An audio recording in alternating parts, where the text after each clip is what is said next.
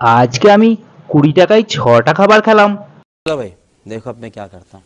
আর এই চ্যালেঞ্জটা পূরণ করার জন্য আমি সকাল সকাল বেরিয়ে পড়লাম, কিন্তু চ্যালেঞ্জ পূরণ করার জন্য আমার কাছে 1 টাকাও ছিল না। मैं गरीब हूँ।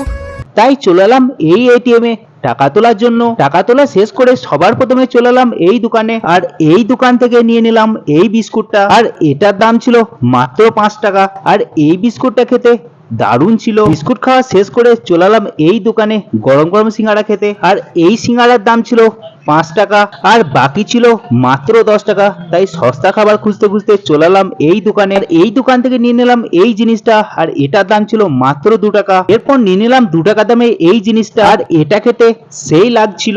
এরপর সন্ধ্যা হতেই চলে এলাম এই দোকানে গরম গরম চা খেতে, আর বাকি ছিল 1 টাকা। তাই নিয়ে নিলাম এই চকলেটটা। আমি চকলেট খাই, তোমরা চ্যানেলটিকে সাবস্ক্রাইব করো।